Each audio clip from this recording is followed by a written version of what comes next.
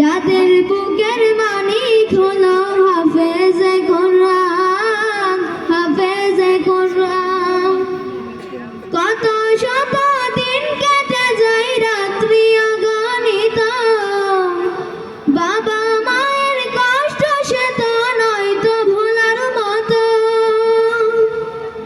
কত